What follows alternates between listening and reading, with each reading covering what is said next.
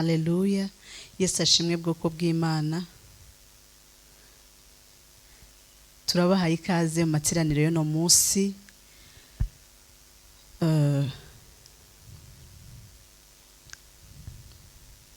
Haleluya. Yesu ashimwe bwoko bw'Imana. Turabahaye ikaze mu materaniro y'uno munsi. Abakunda Imana mwese aho muherereye, Imana ibaho umugisha mwebwe mwashimye kubana natwe kuri uno munsi.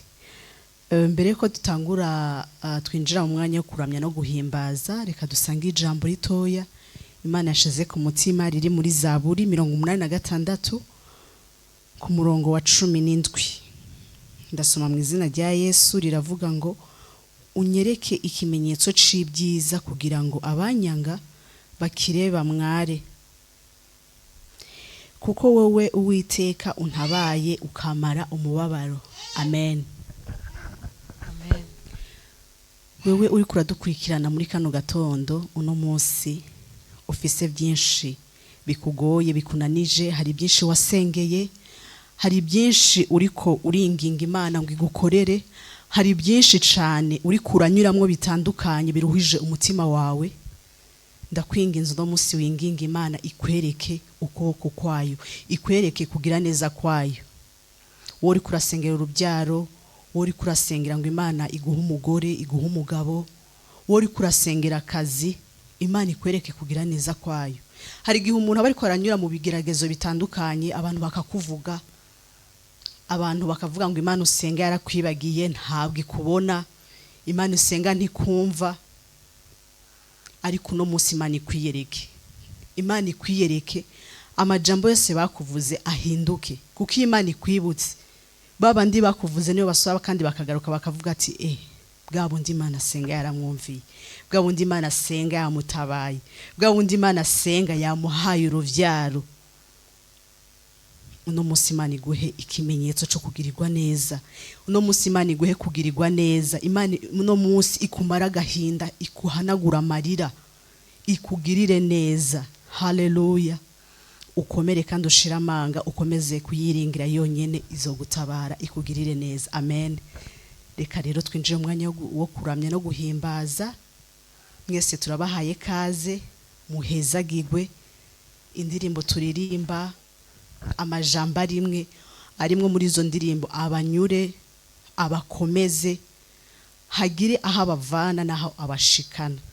Data kibirenge kizima, turakuri kuri mwanya wo kuramya no guhimbaza, turakwingiza ngo uzubane natwe, utugire neza Mana mushobora byose, tubone kugira neza kwawe. Uwo wese ariko arasengera ikimenyetso cyo kugirirwa neza akibone. Uwo wese ariko arasengera imitwaro itandukanye umwishure.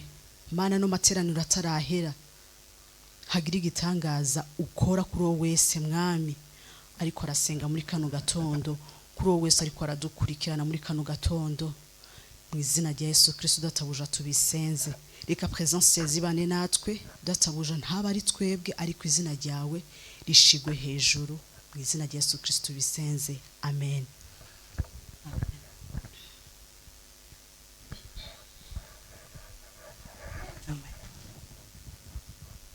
Haleluya. Amen. Reka turirimbane hamwe indirimbo iri mu gitabo, iri ku nimero 194. Mananduburira amaso yanje ku misozi, megutabagwa kwanje kwava he mubimbwire, kuwiteka niho guturuka, kumana yaremye ijuru ni kuwiteka niho guturuka, kumana yaremye ijuru n'isi. Nizemera kw'ibirenge byawe biteguza, ikurinda nabwihunikira nisinzira, Imana irinda Abisirayeli, ihora iri maso nisinzira. Imana irinda rinda Bisiraheli, ihora iri maso ntisinzira. Imana niyo murinzi wawe wo kwizera, niyo gicucu cy'iburyo bwawe gihoraho. Ku manywa izuba ntirizakwica, nijoro ukwezi ntuzagutinya. Ku manywa izuba ntirizakwica, nijoro ukwezi ntuzagutinya.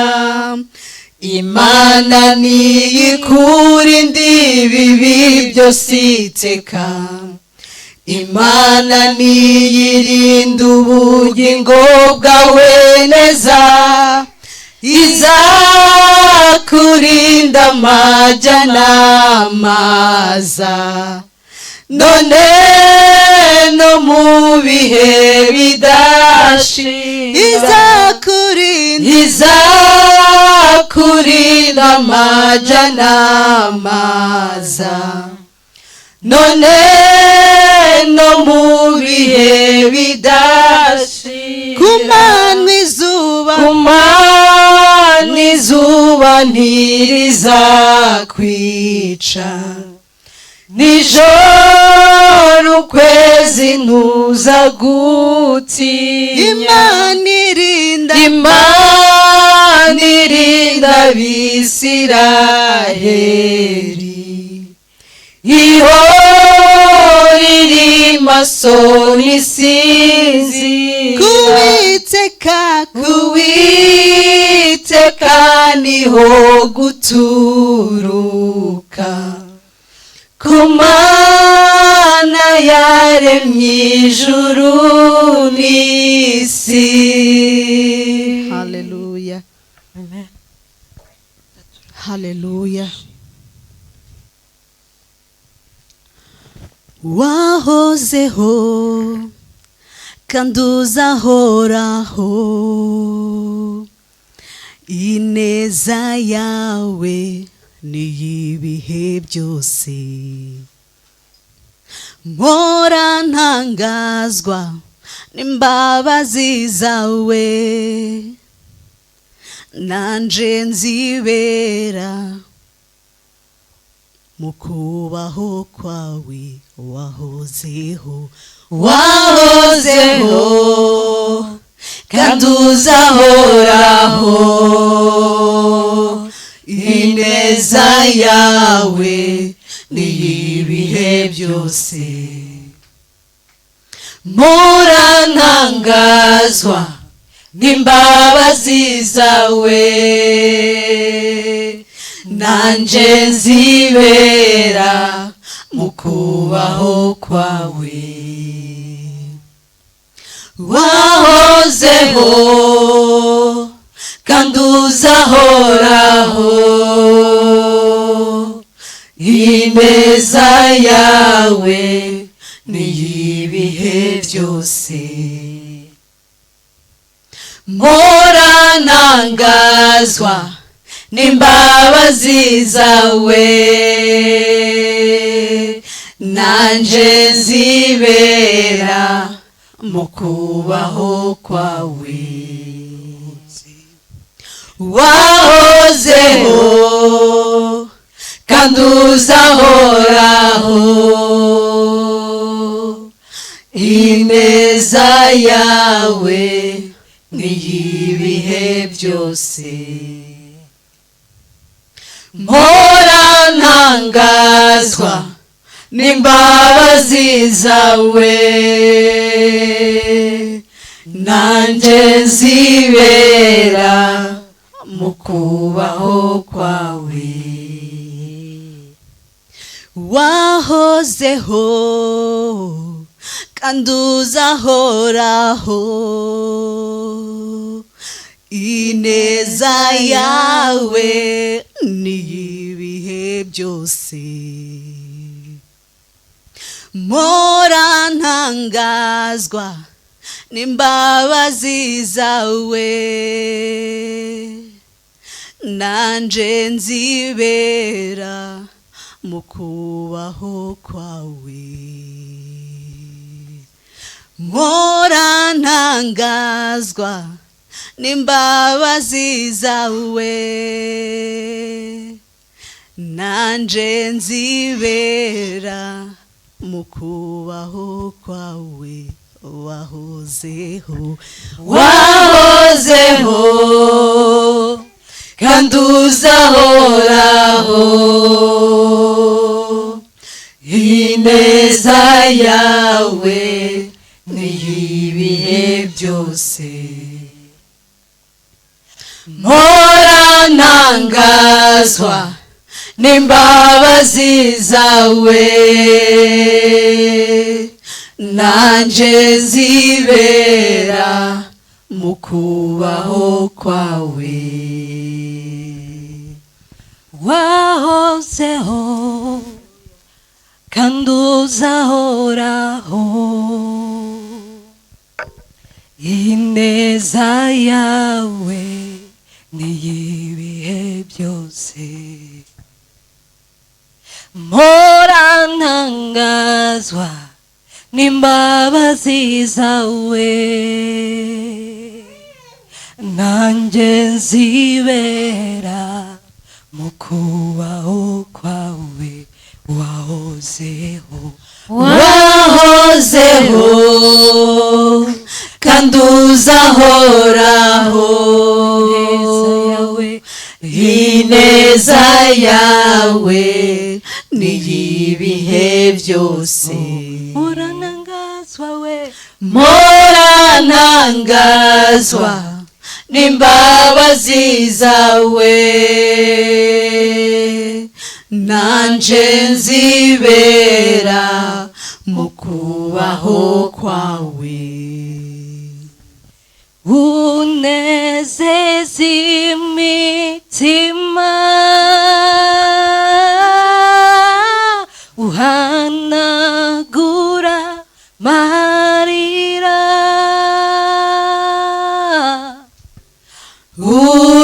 unezeza imitima,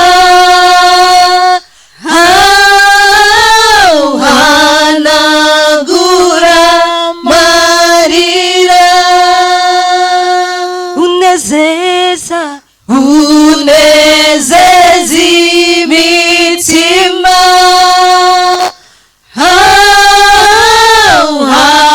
uhanagura amarira, unezeza imitima,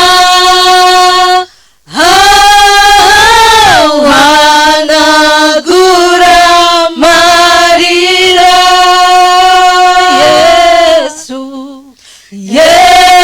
Yesu, ndagukunda, ntakizantandukanya nawe.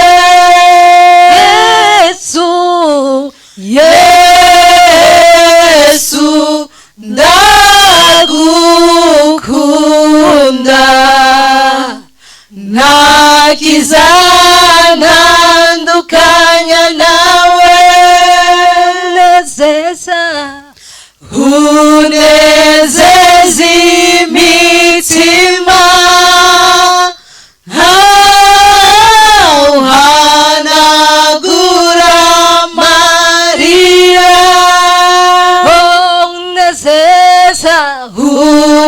unezeza imitima,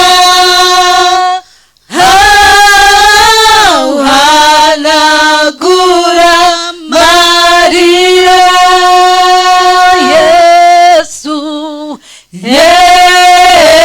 Yesu, ndagukunda, ntakizantandukanya nawe.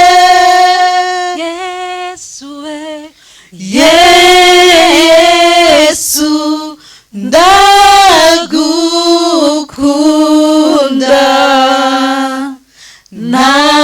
kizantandukanya nawe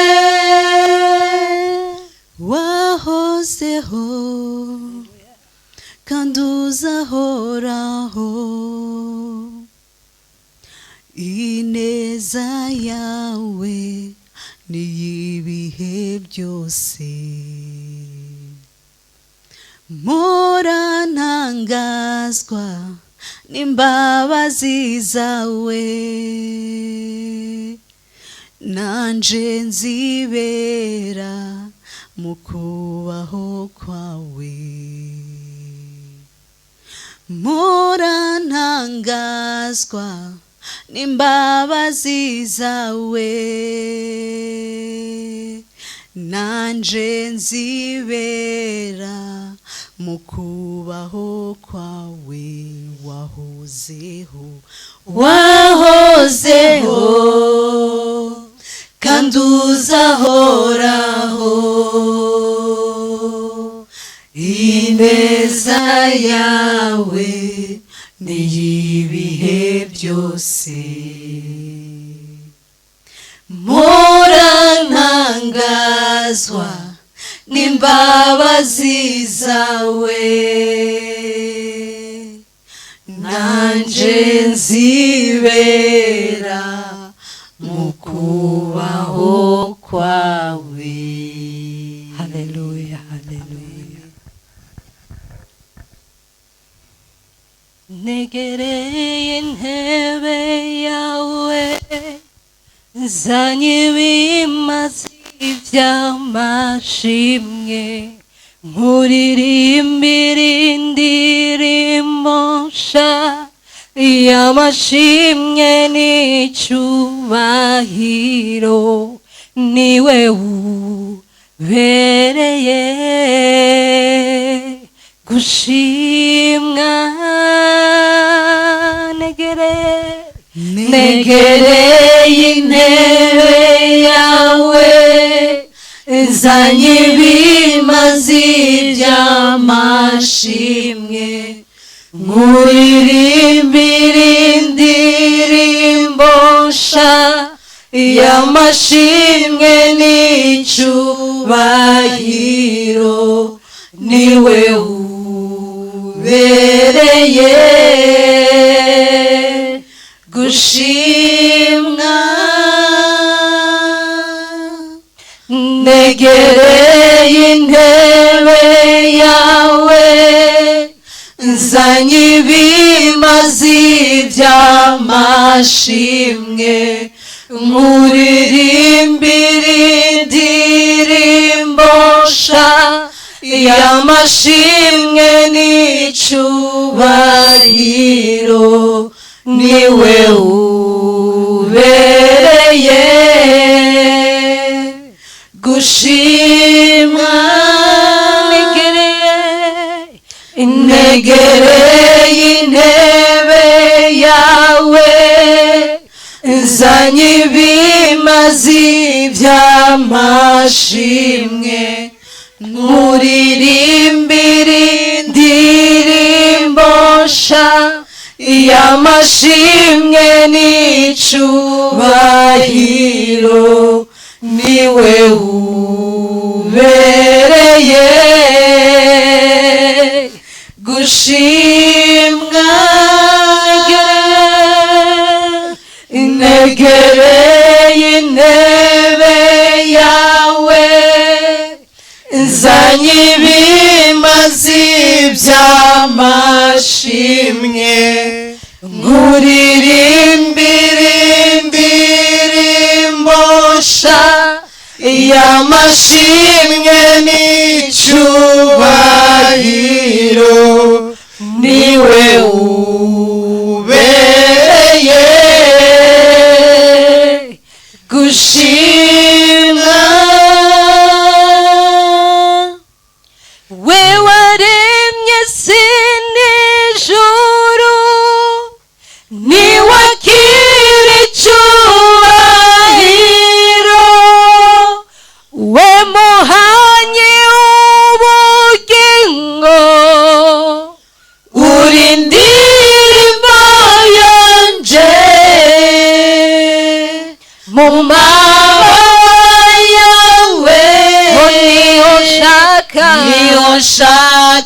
kwibera mu bihe nzobaho nzamashima wowe data nzamashima wewe waremye we waremye isi n'ijuru ni wakira icyubahiro we muhanyi w'ubugingo uri indirimbo yanje mu mababa yawe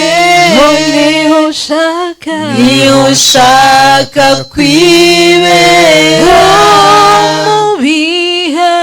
mu bihe nzobaho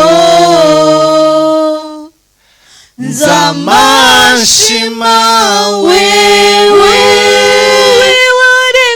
we waremye isi n'ijuru ni wakira icyubahiro we muhanyi w'ubugingo uri indirimbo yanje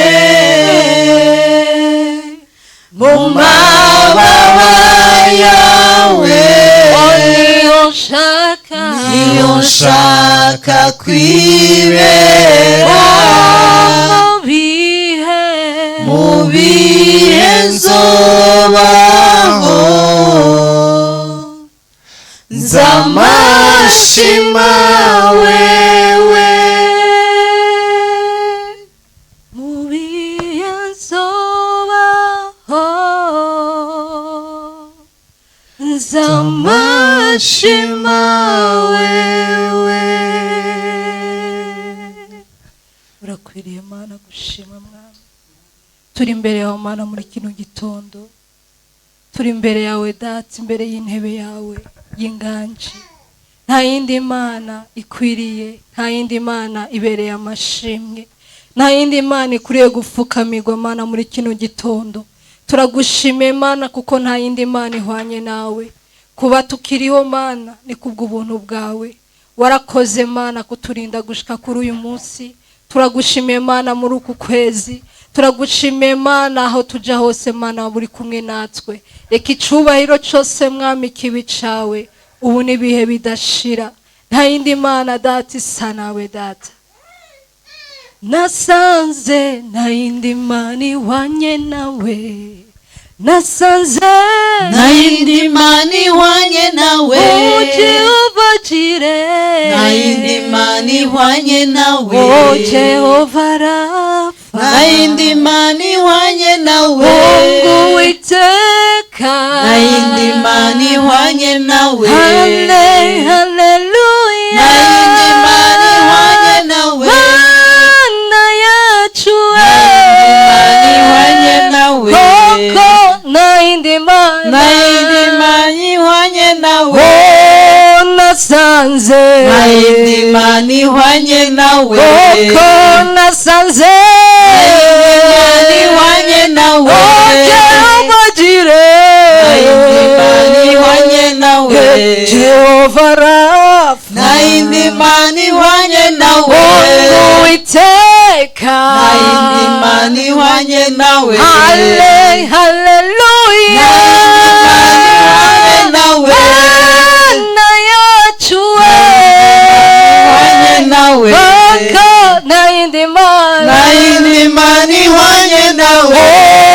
nasanze nta yindi Mana ihwanye nawe koko nasanze Mana ihwanye nawe Jehova Jireh nta yindi Mana ihwanye nawe Jehova Rafa nta yindi Mana ihwanye nawe Uwiteka nta yindi Mana ihwanye nawe haleluya ihwanye nawe Mana yacu ihwanye nawe koko nta yindi Mana nta yindi Mana ihwanye nawe nasanze nta yindi imani ihwanye nawe kuko nasanze nta yindi imani ihwanye nawe Jehova Jire nta yindi imani ihwanye nawe Jehova Rafa nta yindi imani ihwanye nawe Uwiteka nta yindi imani ihwanye nawe Hallelujah nta yindi imani ihwanye nawe na yacu nta yindi imani ihwanye nawe nta yindi imani nta yindi imani ihwanye nawe nasanze nta yindi imani ihwanye nawe nasanze nta yindi imani ihwanye nawe Jehova Jire nta yindi imani ihwanye nawe Jehova Rafa nta yindi imani ihwanye nawe Uwiteka nta yindi imani ihwanye nawe Hallelujah nta yindi imani ihwanye nawe na yacu nta yindi imani ihwanye nawe nta yindi imani nta yindi imani ihwanye nawe Amen Hallelujah. Hallelujah. Amenifanyia amani, amenifanyia amani, kaondoa huzuni yangu, kanifanyia amani. Hallelujah. Amenifanyia amani, Yes. amenifanyia amani, kaondoa huzuni yangu, kanifanyia amani. Hallelujah. Hey. Amenifanyia amani, Hallelujah. amenifanyia amani, kaondoa huzuni wangu, kanifanyia amani.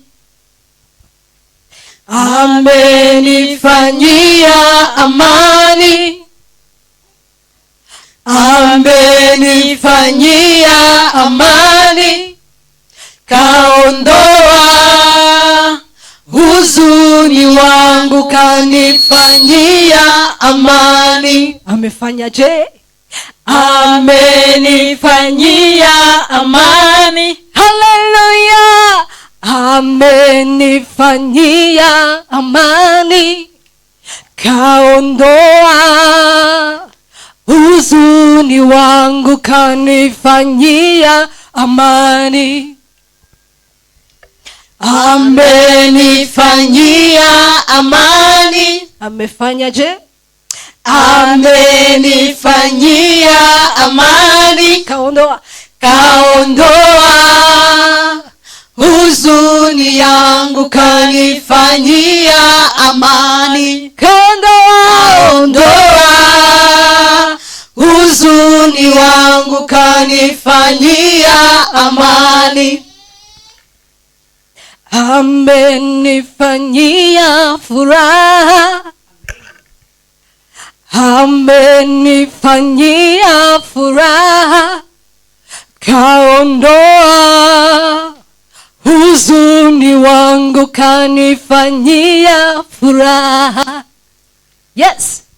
Amenifanyia furaha, amenifanyia furaha, kaondoa huzuni wangu, kanifanyia furaha. Yes. Amenifanyia furaha, Yesu we. amenifanyia furaha, kaondoa huzuni yangu, kanifanyia furaha. Kaondoa machozi yangu, kanifanyia furaha. Hey. Kaondoa machozi yangu, kanifanyia furaha. Kaondoa kaondoa machozi yangu, kanifanyia furaha. Amenifanyia amani, yeah. Amenifanyia amani, kaondoa huzuni yangu, kanifanyia amani. Amenifanyia amani, Amenifanyia Yesu, amenifanyia amani, kaondoa huzuni yangu, kanifanyia amani. Haleluya, Amen. haleluya. Amen. Imana irakwiriye gushimwa. Amen. I love the way you handle my situations. I love the way you fight for me. Hey. I love the way you handle my situations. I love the way you fight for me. I love the way. I love the way you handle my situations. I love the way you fight for me. I love the way. I love the way you handle my situations. I love the way you fight for me. Yeah, I love the way. I love the way you handle my situations. I love the way you fight for me. I love the way. I love the way you handle my situations.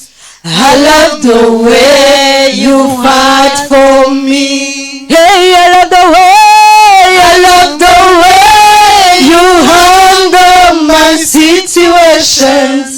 I love the way you fight for me.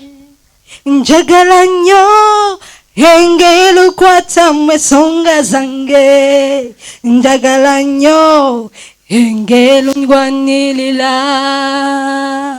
Njagala nnyo engero kwata mwesonga zange. Njagala nnyo engero ndwanirira.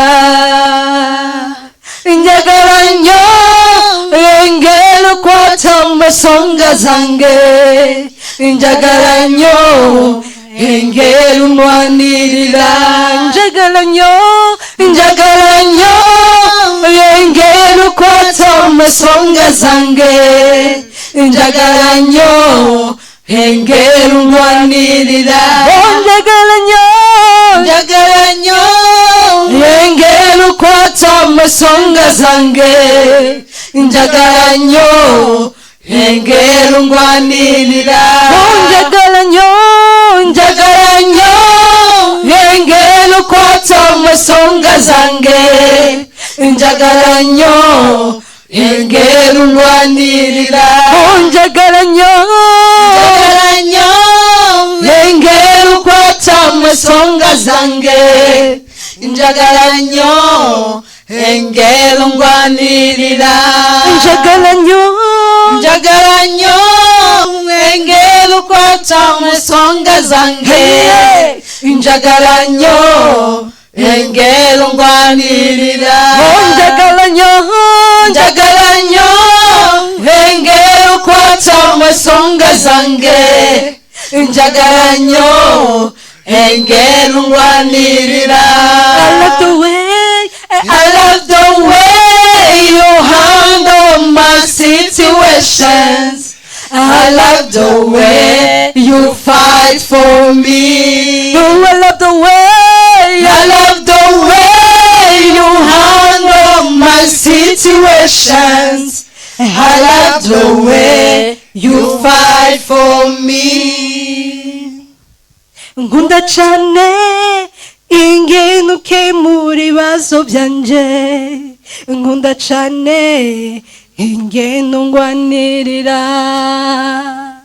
nkunda cyane ingene ukemura ibibazo byanje nkunda cyane ingene ungwanirira nkunda cyane ingene ukemura ibibazo byanje nkunda cyane ingene ungwanirira nkunda cyane ingene ukemura ibibazo byanje nkunda cyane ingene ungwanirira njagaranyo ingene ukwata amasonga zange njagaranyo ingene ungwanirira njagaranyo ingene ukwata amasonga zange njagaranyo ingene ungwanirira I love the way you handle my situations. I love the way you fight for me. Yeah, I love the way you handle my situations. I love the way you fight for me. Oh, I love the way you handle my situations. I love the way you fight for me. I love the way you handle my situations. I love the way you fight for me. Hallelujah. Yes, ashimwe. Amen. Imana ihimbazwe cyane. Amen. Uko mwema e Bwana wa mabwana, uko mwema, uko mwema e Bwana wa mabwana, uko mwema, waenea e Bwana wa mabwana, waenea, waenea e Bwana wa mabwana, waenea, waokoa e Bwana wa mabwana, waokoa, waokoa e Bwana wa mabwana, waokoa, waenea e Bwana wa mabwana, waenea, waenea e Bwana wa mabwana, waenea, unatosha e Bwana wa mabwana, unatosha, unatosha e Bwana wa mabwana, unatosha, waenea e Bwana wa mabwana, waenea, waenea e Bwana wa mabwana, waenea. haleluya. Amen. Imana ihabwe icyubahiro, Amen. Imana ishimwe cyane, Hallelujah. Imana ihimbazwe. Amen. Amen. N'umwanya mwiza tuje mu mwanya w'ijambo. Imana igira ituganirize biciye mu ijambo ryayo. Reka twese hamwe tuje imbere y'Imana dushime kubw'ijambo ry'uyu munsi. Data kibirenge kizima, turagushima kuri Imana nziza, turagushima Mana wabanye natwe mu mwanya wo kukuramya no kuguhimbaza. Wakoze Mana kubana natwe, reka data uze kubana n'umukozi wawe agiye guhagarara hano imbere. Reka data imbaraga zawe zimugaragareho, reka buri muntu wese data adukurikirana abone Mana ukuboko kwawe n'ubwiza bwawe, abone kugirirwa neza kwawe. Reka data iki gitondo kibe igitondo c'umugisha, reka igitondo Mana kibe igitondo gitandukanye n'ibindi bitondo byose. Reka uyu munsi w'umunsi special, ni mu izina rya Yesu Kristo tubisenze twizeye, amen. Twakira umukozi w'Imana. Haleluya. Imana yacu ihabwe icyubahiro. Turashima Imana kubwa kino gitondo. Haleluya. Yesu ashimwe. Imana yacu ni nziza, Imana yacu irahambaye, igira neza kandi ikora ibikomeye. Iyo tuyihamagaye iratwitaba kandi iyo tuyisenze iratwumva. Tuvuye mu mwanya mwiza wo kuramya Imana no guhimbaza Imana. Imana ihe umugisha abakozi bayo badufashije muri uyu mwanya kugira ngo dushobore kuba muri uyu mwanya mwiza. Haleluya. Imana ibaha umugisha namwe mwese mwe mudukurikiye muri umwanya wo guhimbaza no kuramya muri mu bihugu bitandukanye n'imigabane itandukanye. Imana yo mu ijuru ibaha umugisha mwinshi cyane kandi ikomeze basige amavuta kubwo guhitamo kubana natwe kuba imbere y'Imana mu gitondo nk'iki ngiki mu mwanya nk'uyu nguyu. Mbere yuko rero twinjira mu ijambo ry'Imana, reka tubanze dukorere Imana n'ubutunzi bwacu. Reka tubasabe mwebwe mwese mudukurikiye, hariho nimero murimo mureba aho ngaho kuri screen zanyu. Izo nimero murashobora kuzikoresha mubiba imbuto zanyu mu bwami bw'Imana. Haleluya. Yesu ashimwe. Murashobora gukoresha izo nimero. Hari nimero zo mu gihugu cy'u Burundi murimo murazibona zirimo ziratambuka. Hari nimero zo mu gihugu cyo mu Rwanda nazo zirimo kuri screen yanyu murimo murazibona. Abari mu gihugu cya Uganda namwe hariho nimero. Abari mu gihugu cya Kenya hariho nimero. Ushobora gukoresha iyo mirongo uri muri ibyo bihugu nkubwiye, ugatanga ituro ryawe, ugatanga icya 10, ugasapotinga umurimo w'Imana, ugakorera Imana mu bwami bw'Imana. Hanyuma kubari mu bindi bihugu, kubari ku yindi migabane itandukanye hirya no hino, mushobora gukoresha uburyo bwa World Limit cyangwa se Union cyangwa se MoneyGram cyangwa se ubundi buryo bwari bwo bwose. Murashobora kuba mwakoresha iyo nimero yo muri Kenya ya M-Pesa ibariye kuri yo muri M-Pesa Safaricom M-Pesa ibariye kuri Apostle Eric Mugwaneza. Murashobora kuyikoresha mu gihe mujye gukoresha uburyo bwa money transfer iri international itari locale. N'abari muri Kenya namwe mwayikoresha kandi Imana ibaha umugisha. Turabashimira mwebwe mwese mubikora igitondo n'umugoroba, uko bukeye nuko bwishe, uko Imana ibahaye umugisha, mugasapotinga kandi mugashyigikira umurimo w'Imana, mugashyigikira ubwami bw'Imana. Nukuri Imana ibahe umugisha kubera mwebwe umurimo w'Imana urahagaze.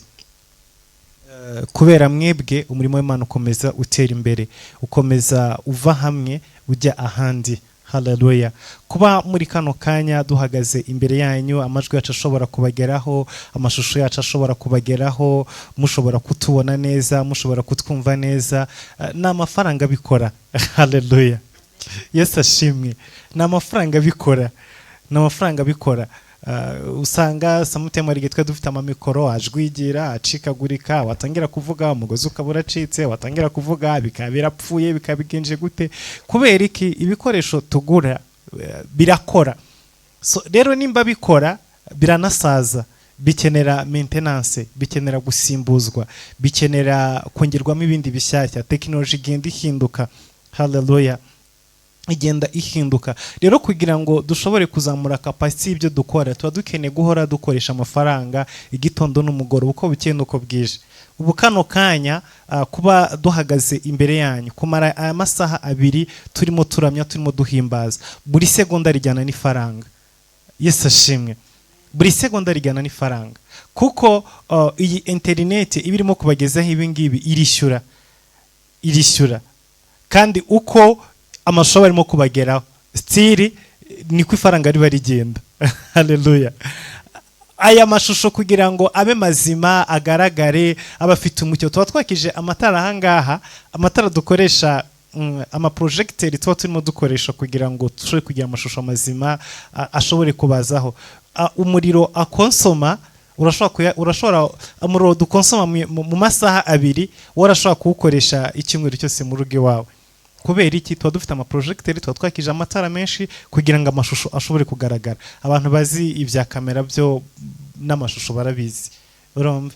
Hanyuma ikindi cya kabiri, kugira ngo ndashima Imana ko uyu munsi amashusho yagiye ku yindi level. Ubusanzwe twari dusanzwe turebera amashusho kuri 480, ariko mubona ko twazamuye capacity yageze kuri 720. So rero ibyo byose ni amafaranga bikora kugira ngo bishobore gukomeza cyangwa se tunazamuke tugere kuri full HD, byose ni amafaranga bisaba kongeramo. Haleluya. Kuko uko internet igabanuka capacity niko n'amashusho ahita agabanuka capacity. Uko internet izamura capacity niko n'amashusho nayo azamura capacity. Bivuze ngo hariho ama Mbps aba agomba kugenda ku isegonda. Ayo ma Mbps uko aba make ku isegonda niko ishusho ritakaza karite, uko azamuka niko ishusho rizamura karite. Uko anga turi live, ntabwo twafashe hanyuma ngo tuze twaploding. Yesu ashimwe. Tuba tugira ngo tunasonere mwumve neza umurimo wamwe mumukora, kuko mudahari ntabwo twabishobora. Ariko mwebwe muhari, mutanga icya 10, mutanga amaturo, musapotinga umurimo w'Imana, ni mwebwe mutuma dukomeza gukora, ni mwebwe mutuma ubutumwa bwiza bukomeza kugera hirya no hino ku isi. Kandi reka nkubwire, ntabwo Imana izakubaza ibihumbi 100, oya, izakubaza umuntu umwe nibura gusa wazanye kugakiza. Nuvuga ngo niba hari umuntu umwe ushobora gukumva ijambo ry'Imana muri kano kanya, nimba hari umuntu umwe ushobora kwakira agakiza, nimba umuntu umwe ushobora gufashwa n'ubutumwa bwiza twabwirije, uwo ngo warahagije mu bwami bw'Imana. Kuko ijambo ry'Imana avuga ngo inzira ijya mu ijuru irafunganye, abayijyamo ni bakeya. So rero ni amahame y'Imana ngo ariko inzira ijya kurimbuka ngo abantu ni benshi kandi barabyigana.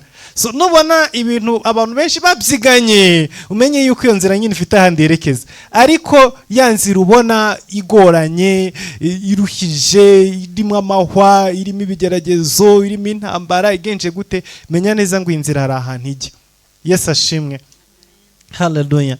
So rero Imana ibaho umugisha mwebwe mwese mubikora igitondo n'umugoroba, mwebwe mwese mutuma dushobora gukomeza guhagarara imbere yanyu, dushobora gukomeza gukora umurimo w'Imana no muri amahanga no muri bihugu bigoranye biruhije, ariko ijoro n'amanywa ubutumwa bwiza bugakomeza kugira ku bantu, kuramya Imana bigakomeza kugira ku bantu, amasengesho tugakomeza kuba hamwe. Imana yo mu ijuru ibaho umugisha. Imana mu ijuru ibaho umugisha kandi bagire neza, kandi ikomeze ibagure, ikomeze ibateze intambwe nyinshi cyane. So utwo ngutwo ni duke cyane mba mvuze, ariko biba bikenewe kandi biba bigomba gukorwa ni byinshi. Urabona ko muri kano kanya dufite mikoro nshyashya, urumva ko nijwi rimeze neza, dukomeza tuva mbwiza tujya mu wundi. Mwari mumaze iminsi mubona dukoresha izaha ngaha ku matwi, ariko muri kano kanya haleluya, niba ngombwa bikenewe turakoresha izo ku matwi, mu gihe bikenewe turakoresha izo mu ntoki, kandi nziza zigezweho. Haleluya, haleluya. Nizaha ngaha no ku mashati nazo zirahari. Yesu ashimwe. Mu bwami bw'Imana ikintu kigomba kuhabura. Haleluya. Kandi urebye iyi mikoro dufite muri kano kanya ni zimwe mu zigezweho uyu munsi wa none. Nimureba barabarimbye bakomeye ba Hillsong, mukareba ya macaca akomeye za mikrofone barimo bakoresha muri iki gihe, nizi mikrofone zingizi natwe turimo dukoresha. Ntabwo tugomba gusigara inyuma. Haleluya. Ntabwo tugomba gusigara inyuma, tugomba kujyana n'ibigezweho. Na kamera ihagaze imbere yacu bara nuko mutayireba, ariko nizazindi televiziyo Rwanda ikoresha. Niba mubona televiziyo Rwanda iba yagiye gufata amashusho y'amakamera ikoresha ya Sony, natwe niyo kamera dukoresha. Ntago duciriritse abakunda Imana. Haleluya. Kuko ngo abakunda Imana nabirabakunda, iyo ukunze Imana wiragukunda. Yesu ashimwe. Mukuri ntago duciriritse, turi abantu b'icyubahiro, kuko turi abami n'abatambyi bishyanga ryera. Haleluya. Yesu ashimwe. Izina ry'Imana cyurihabwa icyo, kandi ntago duhagararira ahangaha kuko turabizi murahari kandi mufite umutima wo gukunda Imana, wo gusapotinga umurimo w'Imana, wo gushyigikira ubwami bw'Imana. Tuzakomeza twagura, tuzamuka kugeza igihe narababwiye ngo iyi televiziyo yacu tuzagira igihe tuzashyira kuri satellite. Haleluya. Uyu munsi wa none turi online, turi live kuri YouTube, ariko I promise you one day iyi televiziyo izajya kuri satellite ku buryo uzajya ushobora kuyirebera no kuri dekoderi yawe, dekoderi yawe yose waba ufite n'igihugu cyose waba uherereyemo uzayireberaho. Haleluya. Erega imana yabariya bose babikora, natwe niyo mana yacu, niyo mana dusenga. Haleluya. Imana bakorera ibaha umugisha, ibazamura, ibahindura amateka, natwe niyo mana dusenga, natwe niyo mana dukorera. Okay, sometimes gusa bisaba kwihanganira urugendo n'ibyo Imana igucishamo. Haleluya. Kuko iyo Imana yaguhamagaye, iyo Imana igufiteho umugambi, hari uburyo ki igutoza ijoro n'amanywa, hariho ibyo igenda igucishamo. Biravuga ngo n'abacishije mu butayu mbakundira ko mwicwa n'inzara, mbakundira yuko mu burara mubwirirwa, ngo inkweto zanyu ntizabasazira, ngo kugira ngo menye yuko muzankundisha umutima wanyu, ngo kugira ngo mujya mu gihugu cy'amasezerano mutazibagirwa mukibwira ngo n'imbaraga zanyu n'ubushobozi bwanyu bwabahesheje kugera aho mugeze, cyangwa se gukora ibyo mukora. Yesu ashimwe.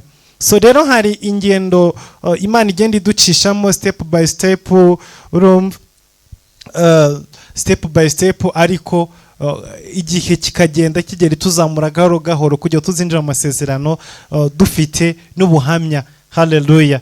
Buri muntu wese winjiye i Kanani yanyuze mu nzira Imana amucishijemo, yinjira ni Kanani ubuhamya. Haleluya. Nicyo kintu gitandukanya abantu baciye inzira y'ubusamo n'abantu bemeye kunyura mu nzira y'Imana. Iyo waciye inzira y'ubusamo ugera i Kanani udafite ubuhamya, uba uri mu gihugu ariko udafite ubuhamya. Ariko wemeye guca mu nzira Imana ikunyujijemo, winjira mu rugo ufite ubuhamya, ubyara umwana ufite ubuhamya, ujya muri Amerika ufite ubuhamya, urazamuka mu muhamagaro ufite ubuhamya. Buri step ugenda utera, buri kintu cyose ugeraho uba ufite ubuhamya bwacyo, kandi ntabwo kizatandukana n'Imana, kiba kiri mu kuboko kw'Imana. Haleluya. Imana yacu ihabwe icyubahiro kandi ishyirwe hejuru. Imana rero ibahe umugisha, mwebwe mwese murambuye ibiganza byanyu mukaba mubibye kandi mutanze, namwe mwese mukomeza mubikora igitondo n'umugoroba. Ushaka gukoresha uburyo bwa MoneyGram cyangwa se yindi transfer yindi isaba izindi coordonnées zindi zitandukanye, urashobora kuba watwandikira kuri WhatsApp yacu. Iyo nimero yo mu Rwanda, iyo nimero yo mu Rwanda iri kuri WhatsApp. Iyo nimero yo mu Rwanda ya Apostle ibariwe kuri Eric Mugwaneza iri kuri WhatsApp, niyo dukoresha ku rubuga rw'abakunda Imana. Urashobora kunyandikira inbox ukambaza, nkagufasha nkakubwira ko ushobora kuba wabigenza kugira ukomeze gusapotinga uyu muhamagaro no gushyigikira uyu murimo. Imana yo mu ijuru ibampere umugisha mwinshi cyane. Reka tubasengere. Data mu izina rya Yesu Kristo, rambura ikiganza cyawe uha umugisha ubwoko bwawe, barambuye ikiganza cyabo biba Data muri kino gitondo. Reka imbuto zabo zibe nziza Data mu bwami bwawe, kandi reka zijye mu murima mwiza, ukureho amahwa yatuma zimera zikazitirwa, ukureho inyoni zazitoragura, ukureho mwami ubutaka bw'akara aho zagwa ntizishobore kumera. Ndakwinyize kugira ngo ugusha imvura mu mirima yabo mwami, kugira ngo bashobore gusarura. Baha umugisha mu byo bakora byose, baha umugisha mwami mu nzira zabo, ubagire neza, ubarindishe ukuboko kwawe Data, ubahe gusarura, ubahe kugubwa neza, ubarinde umubi, ubarinde inyatsi, ubarinde igisitaza cyose, ubarinde icyabagira nabi icyo ari cyo cyose, mu izina rya Yesu Kristo. Urakoze Mana kumva gusenga, izina ryawe rishimwe, mu izina rya Yesu Kristo Nazareti, amen. Haleluya. Turaganira ijambo ry'Imana. Ijambo ry'Imana tuganira muri kino gitondo narihaye umutwe uvuga ngo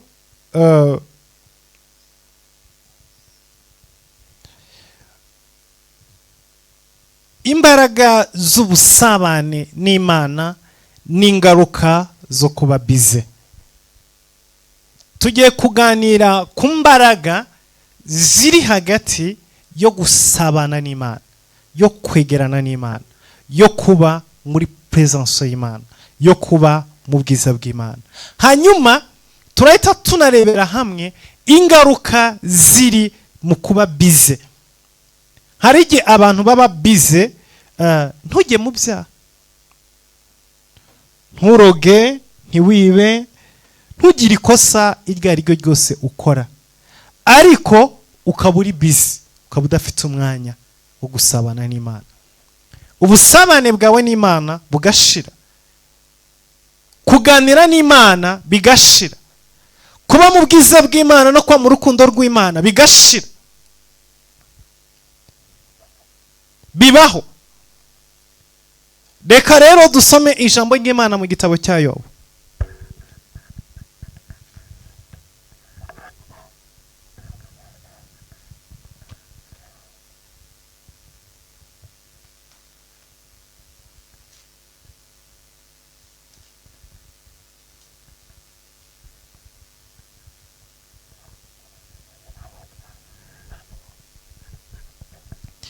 Yobu igice cya mbere umurongo wa 6 biravuga ngo umunsi umwe abana b'Imana baje gushengerera Uwiteka, kandi na Satani yazanye nabo.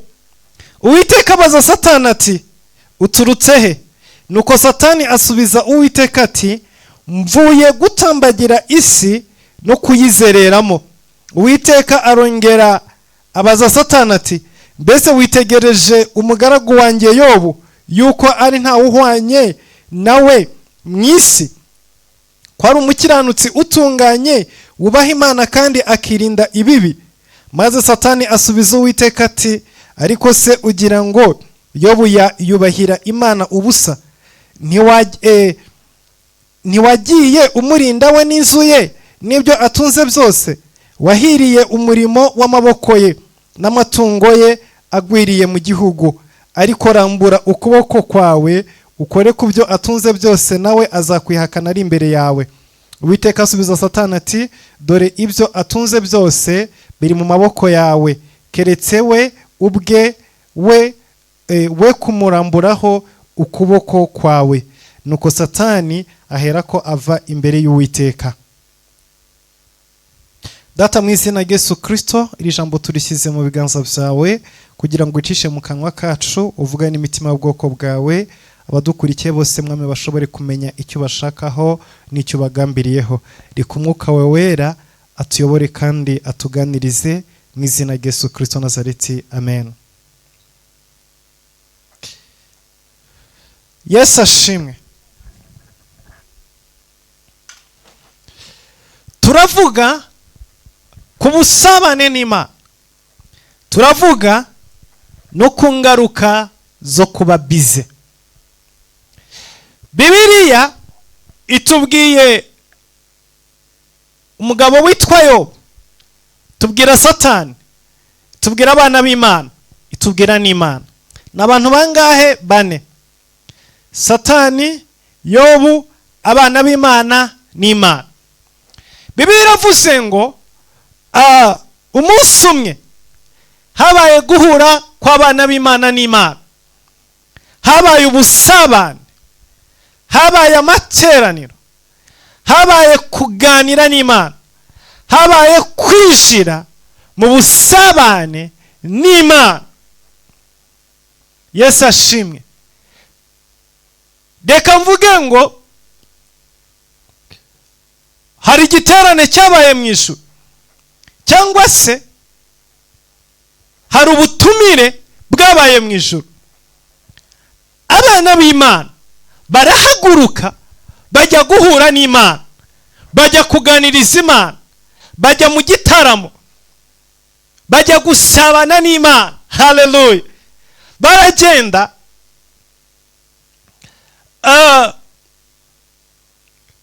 bageze mu ijuru,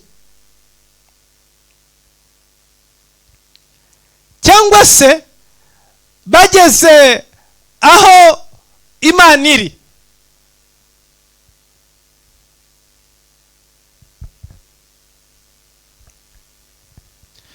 Haleluya. Bageze aho Imana iri, bajya mu gitaramo, baganira n'Imana.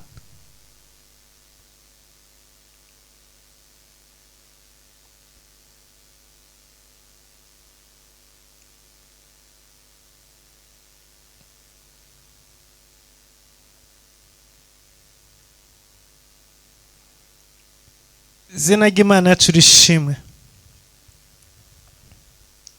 kandi izina ry'Imana yacu rihabwa icyubahiro.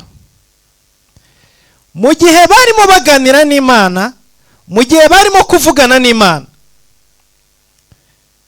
ntago baje bonyine mu ijuru, ahubwo Bibiliya iravuga ngo Satani nawe arahaguruka aza gushengerera.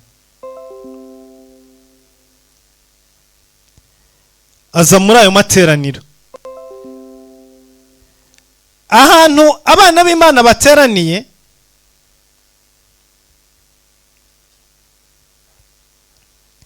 na Satani ajya haza. Imana itugiriye neza. Burya ntuzibeshye ngo nimba wagiye gusenga, cyangwa se ngo niba wagiye guhura n'Imana, wagiye kuganira n'Imana, ngo biraza gutuma Satani nawe ataza muri icyo gikorane. Uramutse ubitekereje gutyo waba wibeshye cyane, kubera ko iteka uko twinjira mu bwiza bw'Imana, uko tuganira n'Imana, uko tujya aho Imana iri, niko Satani nawe aza adukurikiye. Niko bigenda iteka ryose. Igihe cyose uzahaguruka ugiye gusenga, ugiye gushaka Imana, ugiye kuganira n'Imana, menya neza ngo Satani ntabwo ari kure yaho uri. Uko byagenda uko ariko kose, aba ari aho hafi arimo kumviriza, aba ari aho hafi arimo kureba. Ese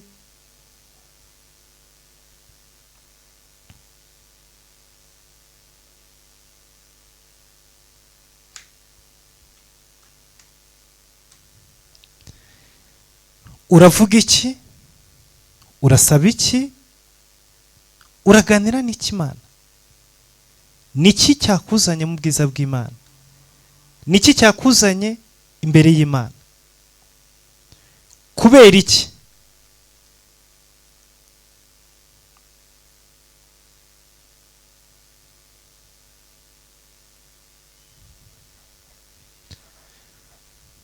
Hallelujah.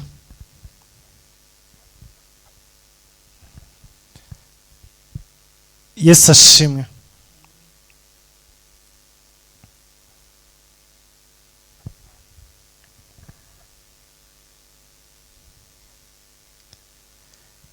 Hallelujah.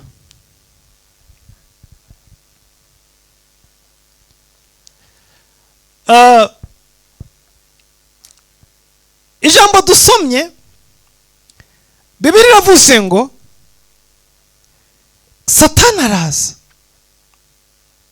aherekeza abaje gusenga, aherekeza abaje gusabana n'Imana, aherekeza abaje kuramya Imana, araza yicara muri ayo materaniro.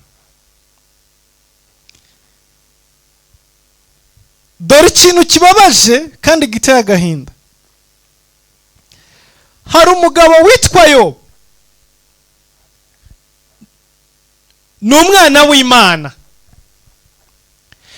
yubaha Imana, akunda Imana, kandi akorera Imana, kandi anakiranuka mu rugo rw'Imana. Yesu ashimwe. Ni umukiranutsi Imana itangira ubuhamya. Aho Imana yicaye iratanga ubuhamya, ikavuga ngo uyu mugabo ni ambasaderi wanjye mu isi, uyu ni umukozi wanjye mu isi, araciranuka, aranyubaha mu bintu byose. Ariko Yobu hari ikintu kimwe yarabuze. Yesu ashimwe. Yobu yari umukiranutsi wirinda ibyaha, yari inyangamugayo byahamye. Abantu bose bavuga bati uyu mugabo ni inyangamugayo, yari inyangamugayo, Imana itangira ubuhamya. Yari umukiranutsi, Imana itangira ubuhamya. Yirindaga ikibi n'igisa nacyo, yirindaga icyaha n'igisa nacyo. Ariko ikibazo gikomeye Yobu yari afite mu buzima bwiwe, ntabwo yari afite umwanya wo gusabana n'Imana. Yesu ashimwe. Nicyo kibazo cyonyine gusa. Yobu ntiwarimo kumubona mu businzi, oya, ntiwari kumubona ajya kugura indaya ku gasozi. Yobu ntiwari kumubona ahohotera umuntu amwambura ibyiwe. Yobu ntabwo wari kumubona arimo arwana n'abantu ku gasozi, oya. Yari azi kubaho mu buzima bwo gukiranuka, yari azi kubaho ubuzima bwo kwera. Ariko ikintu kimwe gusa, ikosa rimwe mu buzima bwa Yobu, nta busabane yagiranaga n'Imana. Yesu ashimwe. Iyi niyo mistake ikomeye cyane yari mu buzima bwa Yobu. Kubera iki? Yobu yari umutunzi. Yobu yari afite abana, akagira urugo, akagira umugore, akagira amatungo, akagira ubutunzi bwinshi, akagira imirima, akagira abagaragu, akagira amatungo, akagira ingamiya, akagira intama. Nose umuhereye ku murongo wa mbere, reka dusabe mu izina rya Yesu. Yobu igice cya mbere umurongo wa mbere. Mu gihugu cya Usi hari umuntu witwaga Yobu, kandi uwo muntu yari umukiranutsi utunganye, wubaha Imana, akirinda ibibi. Mwabyumvise? Umurongo wa kabiri. Nuko abyara abahungu 7 n'abakobwa 3, yari afite abana 10. Kandi yaratunze intama 7,000 n'ingamiya 3,000 n'amapfizi 1,000 yo guhinga, n'indogobe z'ingore 500 n'abagaragu benshi cyane. Uwo muntu yari akomeye kuruta abantu bose b'iburasirazuba, kandi abahungu be biremeraga ibirori mu mazu yabo, umwe umwe mu minsi yatoranijwe, bagatumira n'abashiki babo 3 ngo baze basangire nabo. Nuko iminsi y'ibirori byabo yarangira, Yobu akabatumira ngo abeze. Akabyuka kare mu gitondo, agatamba ibitambo byoswa bihwanye n'umubare wabo, kuko Yobu yavugaga ati, ahari abahungu banjye bakoze icyaha, bahemukira Imana mu mitima yabo. Uko niko Yobu yajyaga agenza iteka ryose. Haleluya. Bwoko bw'Imana, ndagira ngo murebe iki gitondo musobanukirwe. Haleluya. Ndagira ngo musobanukirwe mukuri.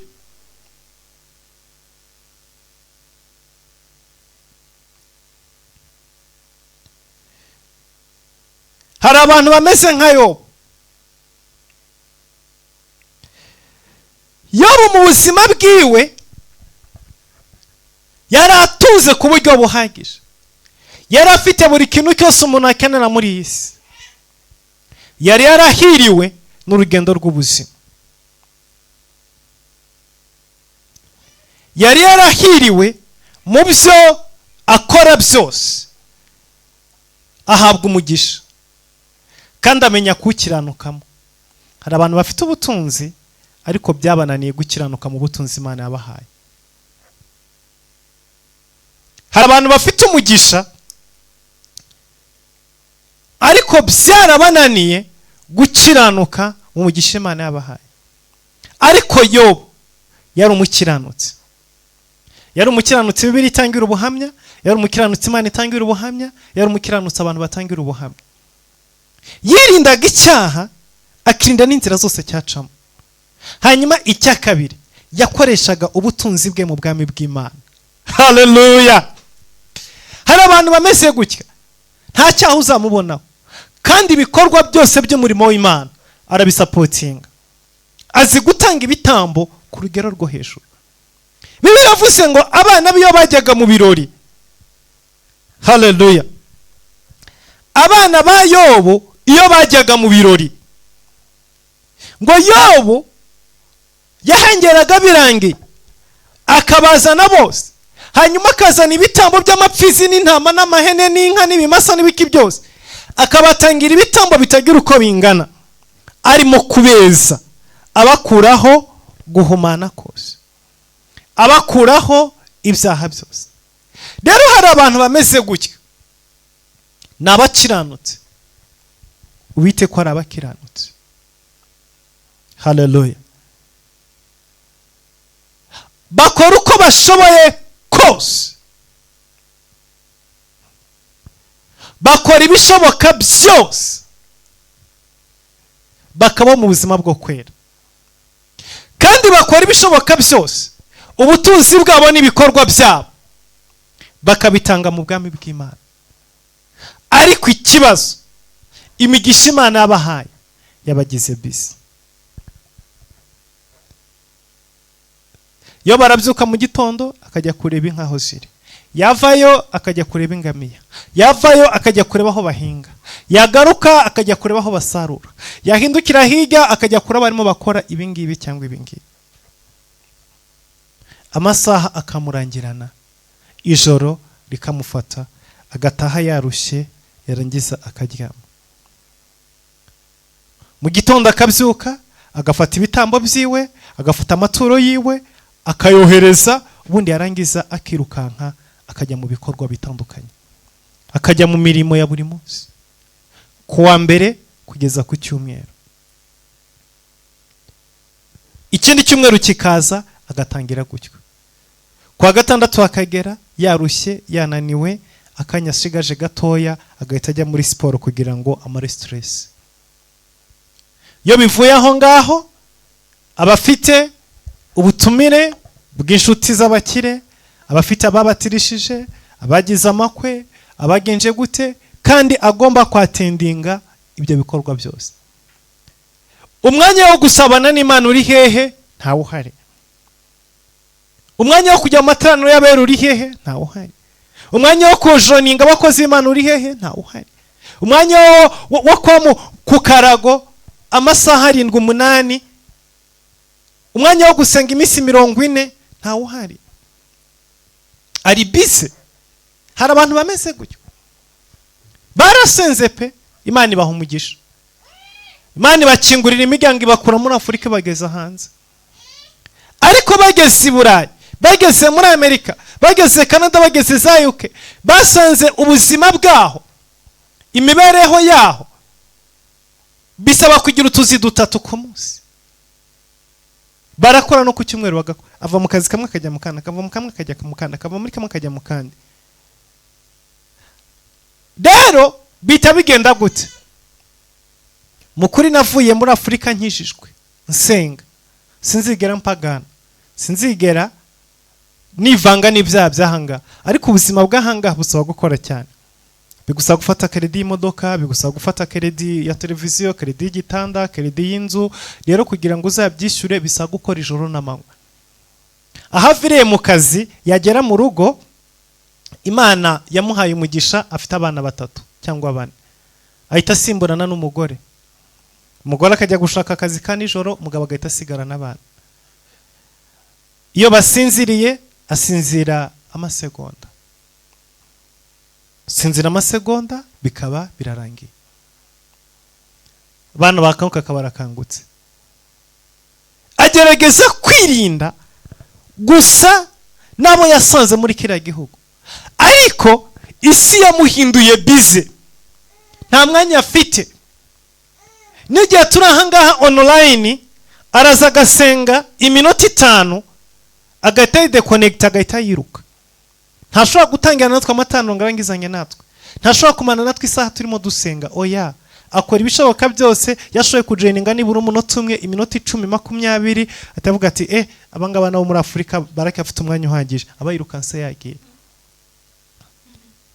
Hari abandi bari bafitanye ubusabane n'Imana batararongorwa, bararaga amajoro, bazamukaga imisozi, bararaga basenga, bararaga ku turago, bashakaga Imana uko bukeye n'uko bwije, barimo bashaka Imana, barimo basenga, barimo biyiriza.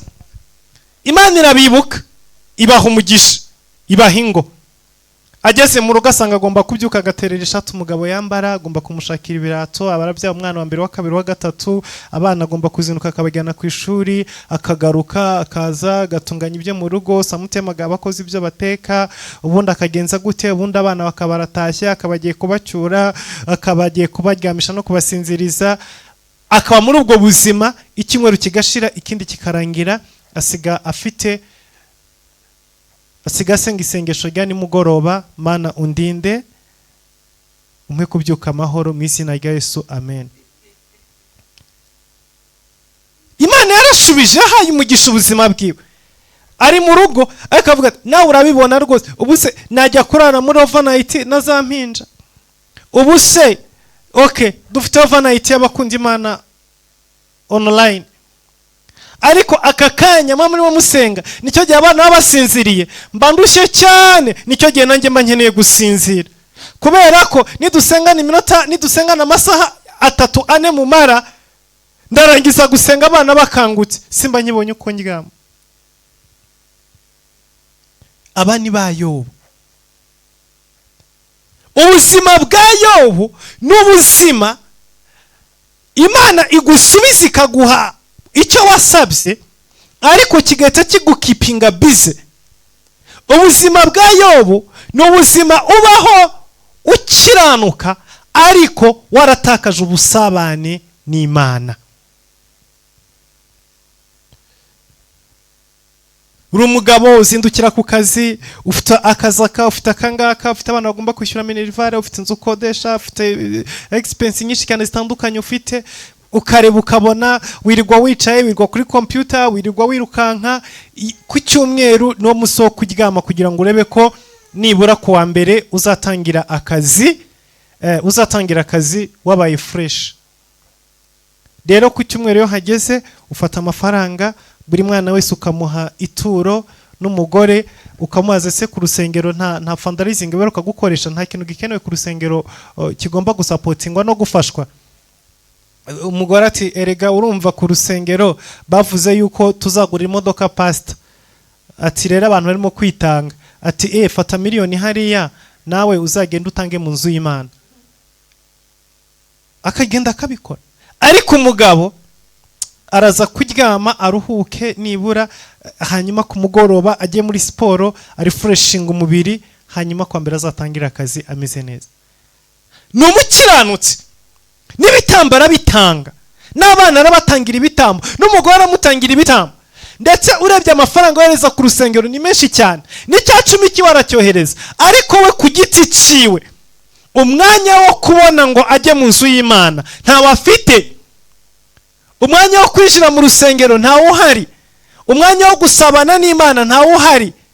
Arohereza umugore n'abana mugende musenge, nta kibazo Imana izansubiza, kandi ko kiramusubiza imigisha arayifite. Araciranuka amaso y'Imana, ariko nta busabane n'Imana, ari bize. Ibi rero ingaruka zabyo ziri hehe? Biravuze ngo mu gihe abana b'Imana bari bateranye, Satani aza muri iryo teraniro, ariko Yobu nta wari uhari. Oya, fata kano kanya gato ubitekerezeho. Abana b'Imana bateranye, Yobu ni umwana w'Imana, kandi Yobu ni umukiranutsi. Yobu ntabwo ari muri aya materaniro. Ninde uri muri aya materaniro?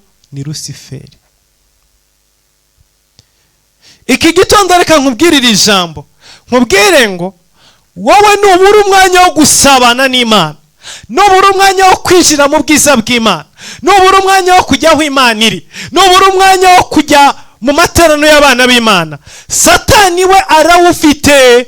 Satani afite umwanya wo kujya mu materaniro wowe utagiyemo. Satani afite umwanya wo kujya mu busabane bw'abana b'Imana bagiyemo wowe utagiyemo. Satani afite umwanya wo kujya guhura n'Imana mu gihe wowe wabuze umwanya wo kujya guhura nayo. Bibiliya iravuga ngo Satani azana n'abana b'Imana gushengerera mu materaniro cyangwa se mu busabane bw'abana b'Imana n'Imana, ariko Yobu ntiyari muri ayo materaniro. Yobu ntiyari muri ubwo busabane. Ngaho ibibazo bya Yobu byatangiriye n'igihe abana b'Imana barimo basabana n'Imana. Satani agashobora kubona umwanya wo kujya muri ubwo busabane bw'abana b'Imana n'Imana, ariko wari umwana w'Imana wabuze umwanya wo kujya muri ubwo busabane bw'Imana ariyo so.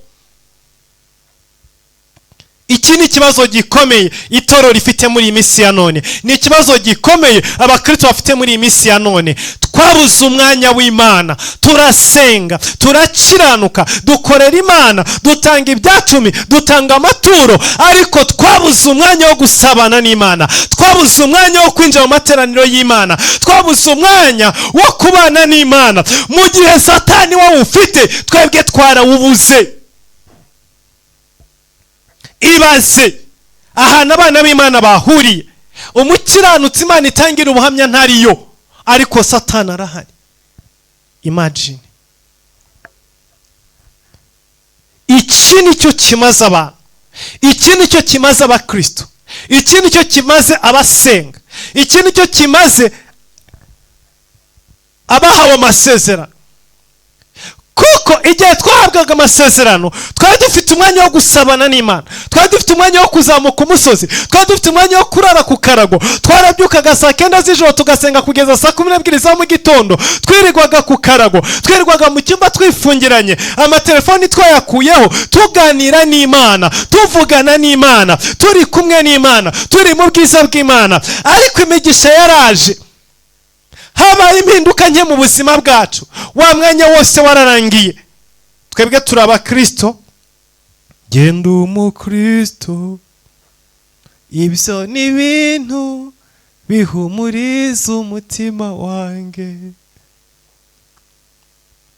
Izo ndirimbo turaziririmba, turi abakristo, turi abagenzi bajya mu ijuru, ariko wa mwanya wawe n'Imana uri hehe? Bwa buvumo wararagamo kamara iminsi 3 uryamyemo buri hehe? Wa musozi wazamuka gukirirwaho ukararaho uri hehe? Cya cyumba waryamagamo ukaryama imbere y'Imana bukarinda buke, wigaragura ku kara, imbavu zikakurya ugahindukira ukagaramu kubika inda, biri hehe? Byararangiye. Uyu munsi amaturo uratanga, ibitambo urabitanga, uwo niyo.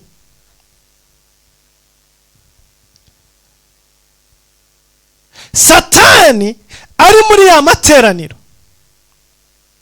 Satani ari muri bwa busabane. Imana iravuga,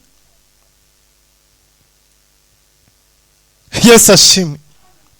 Imana iravuga, ivugisha Satani. Satani uvuye he? Ndati mvuye mu isi kuyitambagira no kuyizenguruka.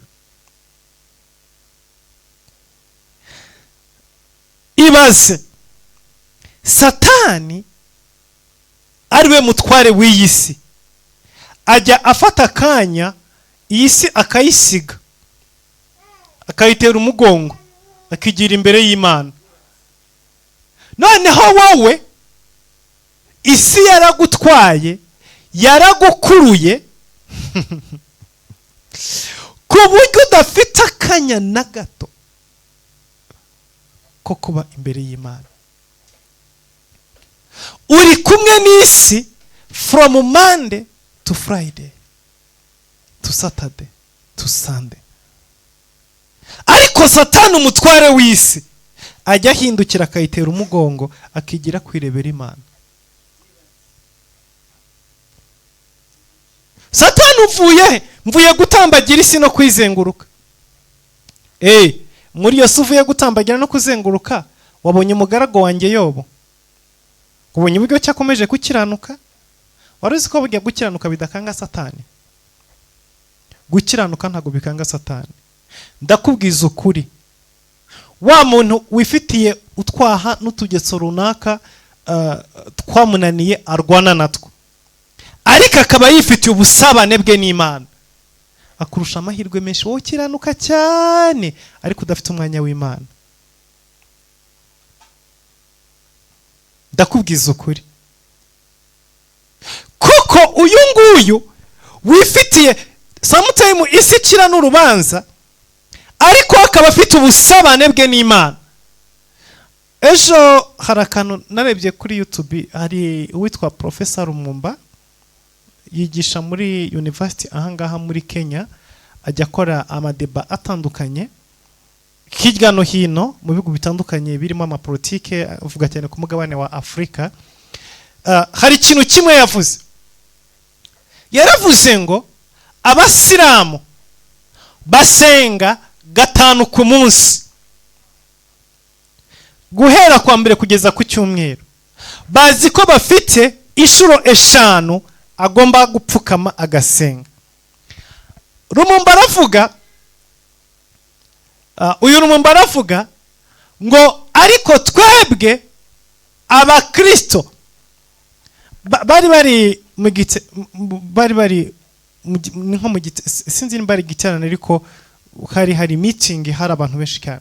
Yavuze ngo abasilamu bari hagati muri twebwe muri kano kanya, mu kanya uraza kubona yibese, isaha ye nigera asohotse yibese, agiye hari inyuma, agiye gupfukama, gusari, gusenga. Ibyo arabikora inshuro 5 ku munsi. Ngo ariko abakristo bamwe muri twebwe bafite umunsi umwe mu cyumweru, kandi nawe bafite amasaha 2 cyangwa 3 mu cyumweru cyose. Ngo iminsi 7 irashira utarabona umwanya w'Imana. Burya sinenzi ko Lumumba ari umukristo, byarantangaje ejo numvise arimo kubivuga. Bone nenzi ko ari umuprofesseur uri aho ngaho muri kaminuza, hanyuma ukora amanalize kuri politike zitandukanye z'umugabane wa Afrika, ariko sinenzi ko ari umukristo. Ariko yaravuze karakano karancalenginga cyane, ati abakristo, ati bamwe muri twebwe abakristo tubonera Imana umwanya 1 mu cyumweru, noneho mu gihe abisilamu bo asenga 5 ku munsi. Arangije ahita akora comment aravuga ngo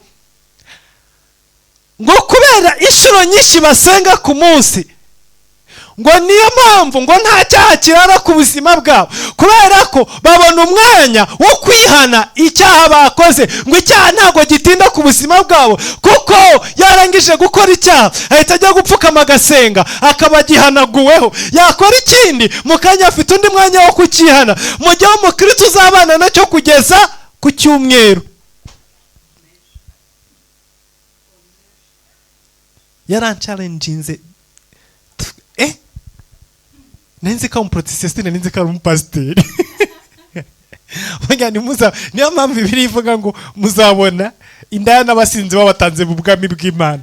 Hari abantu mutazi muzabona babatanze mu ijuru pe.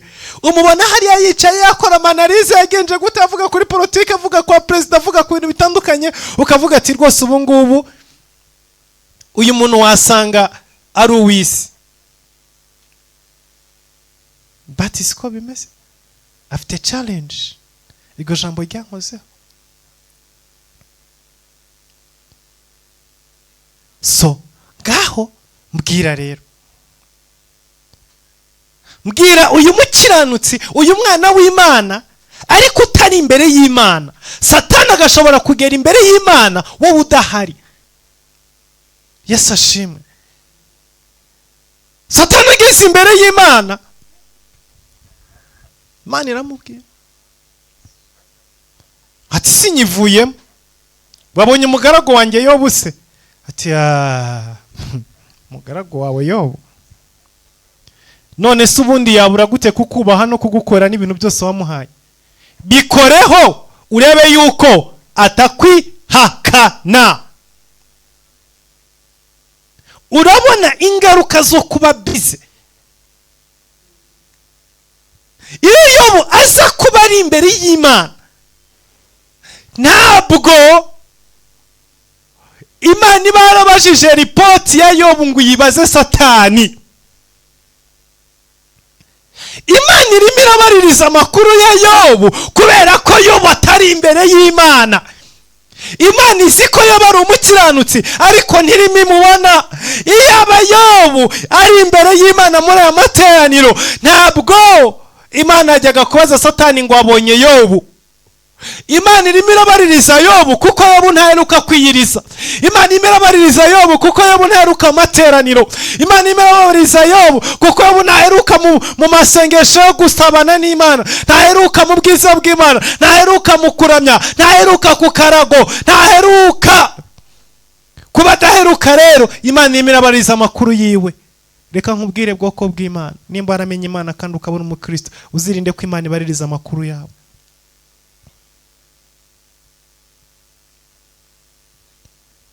Haguruka usanga Imana, haguruka ushaka Imana. Satani abona umwanya wo kuvugira imbere y'Imana kandi avuga Yobu adahari. Satani asaba Yobu, Yobu nta wari uhari. Imana wo mu ijuru turengere.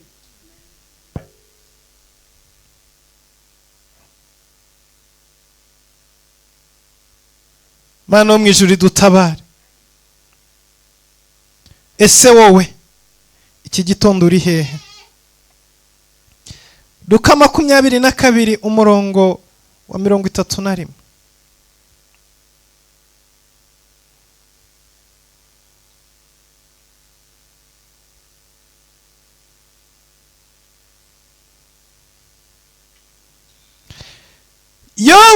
Luka ibice 20:31 aravuga ngo kandi umwami Yesu aravuga ati, Simoni Simoni, dore Satani yabasabye kugira ngo abagosore nk'amasaka.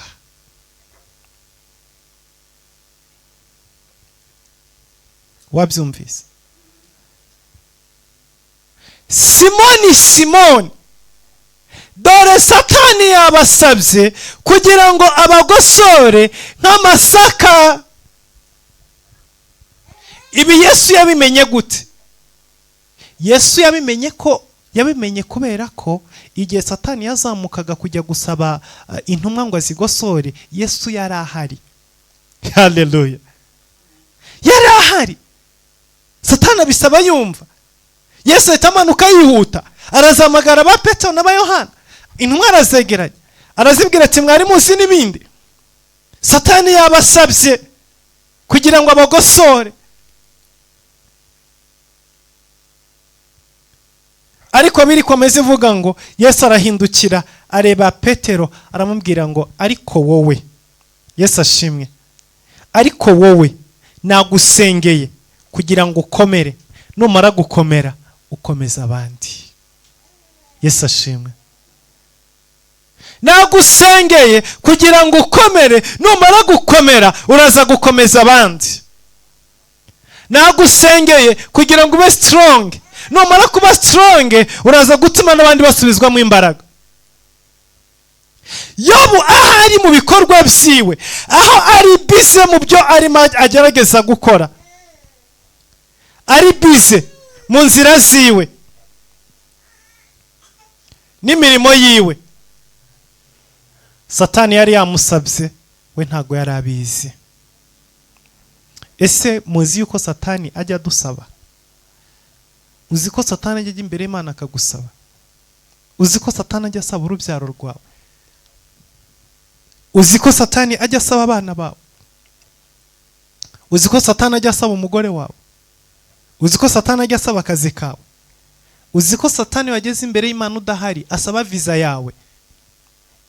Wari ubizi? Wari uzi ko iyo Satani yageze imbere y'Imana we wabuze umwanya wo kugerayo asaba umugabo wawe? Wari uzi ko Satani ushobora kwibaza ngo nibyo mu isezerano rya kera? Mu isezerano rishya Yesu arimo arabwira ba Petero, Satani yabasabye. Reka mbabwire, Satani ntajya asiba kujya imbere y'Imana. Satani ahora azamuka ajya imbere y'Imana, ajya gusaba abantu badafitanye ubusabane n'Imana. Ba Petero na ba Yohana yabasabye birakunda gute? Nusoma muri Bibiliya urasanga uyu mwanya Satani yasabyemo ba Petero na ba Yohana n'izi ntumwa yazisabye zigamye zisinziriye. Yesu yaraje arababwira, nimube maso mutajya mu moshya. Haleluya.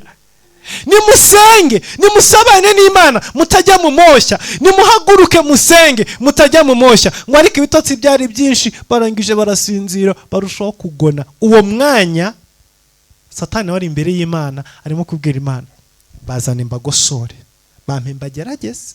So uvuga ngo nabakozi bawe ngo baratoranijwe, bampe nkwereke. Nose masegonda nkagumbya ntibari basubiye kuroba, ntiyabagosoye se? None so masegonda nkagumbya Petero ntiyavuze ngo Yesu ntawazi? Mu masegonda nkaguhumbya se ntibirukanse bakajya kwihisha? Uziko reka mbabwire ikintu kimwe, Yesu Kristo ntabwo yari yarigeze ategura yuko abagore aribo bazajya kubwiriza ubutumwa bwiza. Ibyo mwari mubizi? Kubera iki? Mu ntumwa 12 nta mugore n'umwe wari urimo. Ariko biratangaje, inkuru nziza y'agakiza, ubutumwa bwiza bwazanywe n'abagore, bwabwirijwe. Ubutumwa bwiza ni iki? Ni ukuvuga ko Yesu yazutse. Nibwo butumwa tuvuga. Yesu wacu ni muzima, yazutse. Ubwo butumwa bwabwirijwe nande? Ni abagore babubwirije, abagabo babusubiramo. Byagenze gute? Satani yasabye bano bagabo, abundi bano bagabo nibo bari kugenda, kuko bari bafite ibyahanuwe byose, bari bafite amasekre yose, bari bafite amabanga yose, bari bazi ko biri bugende, bari bazi ko ari bupfe, bari bazi ko ari buzuka. Bagomba kuzinduka mu gitondo bakajya kumutegereza ku muzuko. Yari kuzuka habasanga, ariko kuko Satani arimo abagosora, umwe wese yari mu mwobo, undi ari munsi y'igitanda, undi yihishe inyuma y'ibisherekani, undi yihishe muri puberi, undi ari yongewe mu buvumo, nta n'umwe arahagaragara. Kugeza igihe abagore nibo basohotse bajya kumva ya Yesu. Kubera iki? Bo ntago Satani yari yabasabye mu basaba.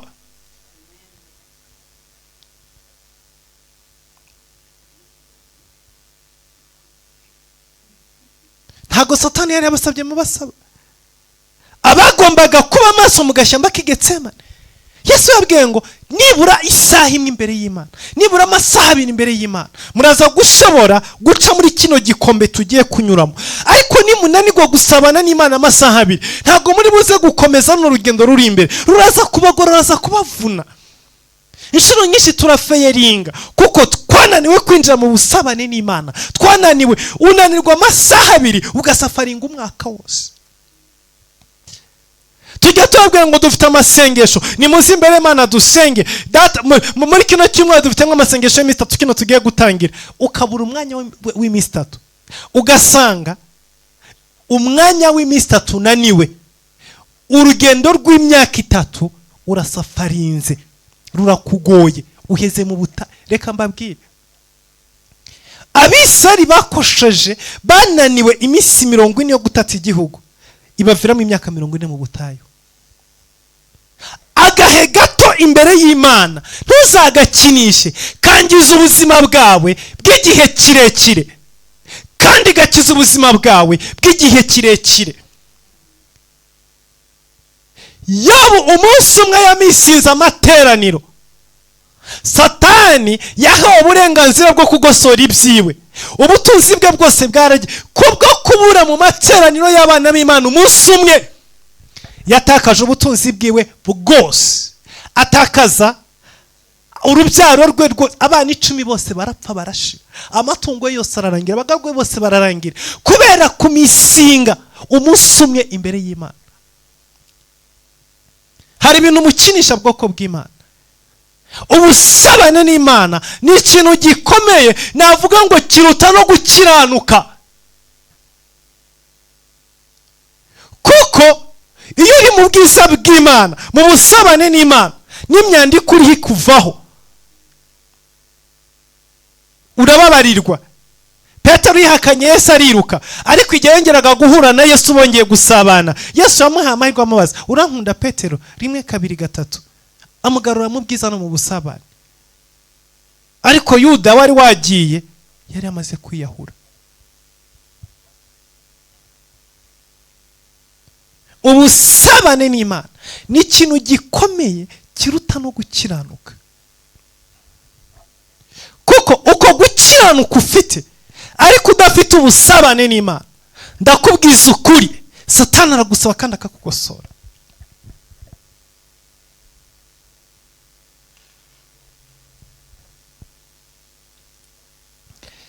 Yobu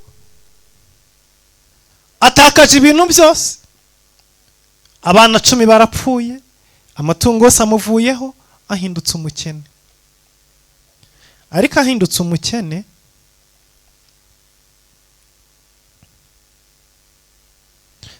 umukene, ntabwo yigeze amenya impamvu yakenye, ntigeze amenya impamvu y'ibyamubayeho, ntigeze amenya impamvu y'ibigeragezo n'intambara arimo kunyuramo. Uzi ko duhura n'ibibazo ariko ntitumenye impamvu zabyo? Mwari mubizi? Ugahura n'ibibazo ariko ntumenye impamvu y'ibyo bibazo. Byagenze gute? Igice cya 2 cya Yobu. Undi munsi abana b'Imana baje bashengereye Uwiteka, na Satani ashengerana nabo ku Uwiteka. N'undi munsi, iki gihe ibintu byose yarabyambuwe, nta kintu agifite, nta matungo agifite, nta kintu na kimwe. Ariko ikibazo gikomeye, no kuri iyi nshuro ya 2 Yobu ntiyigeze abona isomo ryo kuba mu bwiza bw'Imana no kutahaba ingaruka zabyo. N'ubundi stira abana b'Imana baza gusabana, Yobu arabura n'ubundi, arongera amisinga. Imagine. N'ubundi Yobu arabura Jesus Christ. Satani yongera kugaruka mu giterane, muri meeting y'abana b'Imana ku nshuro ya 2 Yobu adahari. Hari abantu bahura n'ibigeragezo bakava imbere y'Imana, ariko reka nkubwire, nuhura n'ibigeragezo uzaza imbere y'Imana. Hari abantu akora icyaha agahita ahunga Imana akiruka, ariko ndakubwiza ukuri, niyo wacumura bingana gute uzirukira imbere y'Imana, uba ari hugwa, ubwira Imana ngo Mana ngwe mu maboko yawe. Hallelujah. Inshuro ya 2 n'ubundi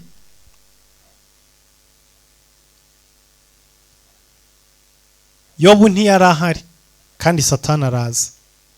Uwiteka abaza Satani ati, uturutse he? Satani asubiza Uwiteka ati, mvuye gutambagira isi no kwizereramo. Uwiteka abaza Satani ati, aho witegereje umugaragu wanjye Yobu yuko ari ntawe uhwanye nawe mu isi, ari umukiranutsi utunganye wubaha Imana kandi akirinda ibibi, yakomeje gukiranuka kwe n'ubu nubwo wanteye kumugirira nabi nkamuhora agatsi. Hallelujah.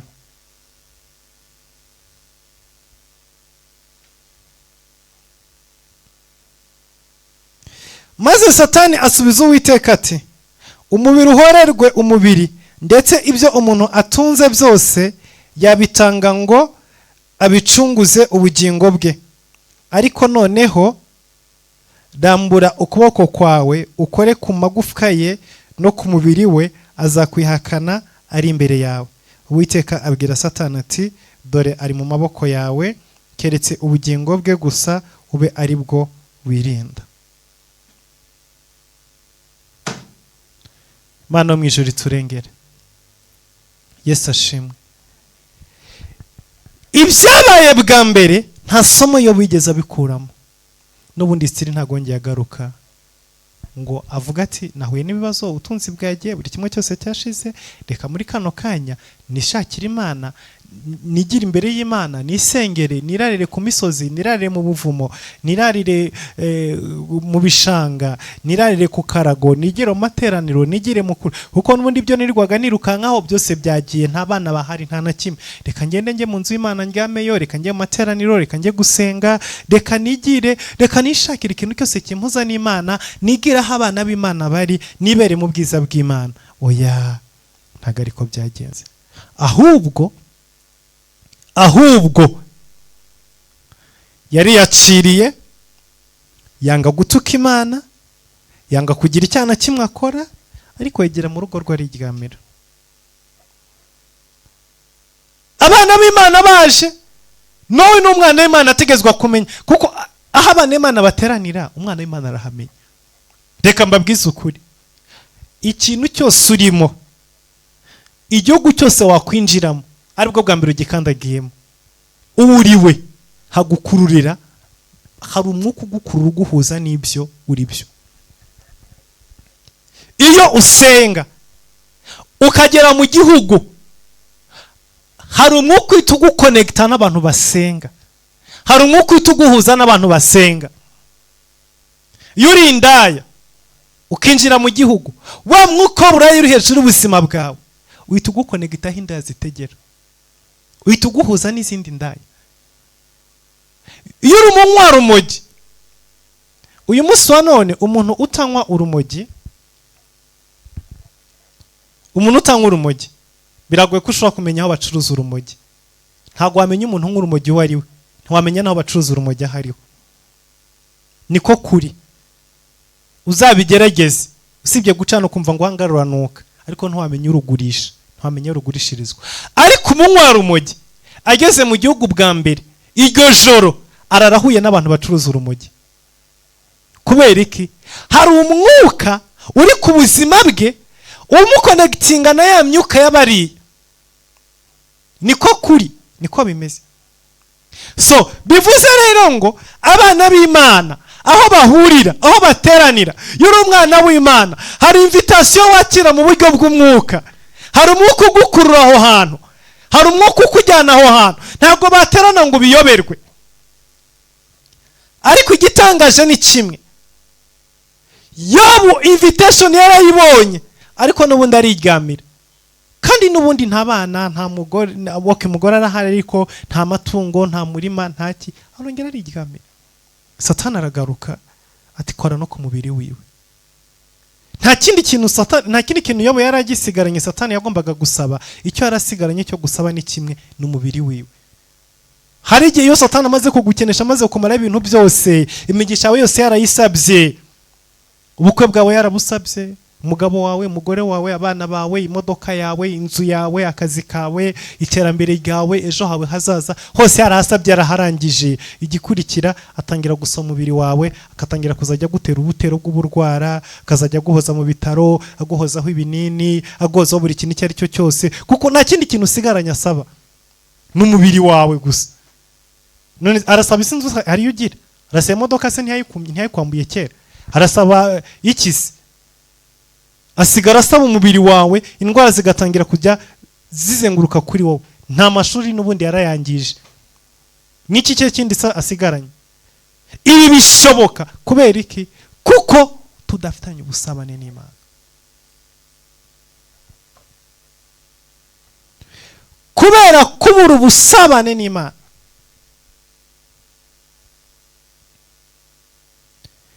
kubera kubura ubusabane n'Imana, Satani yangije byinshi mu buzima bwacu no mu mibereho yacu.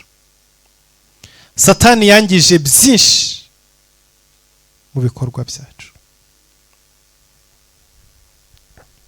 Reka turimbane indirimbo y'120, hanyuma tugane ku musozo.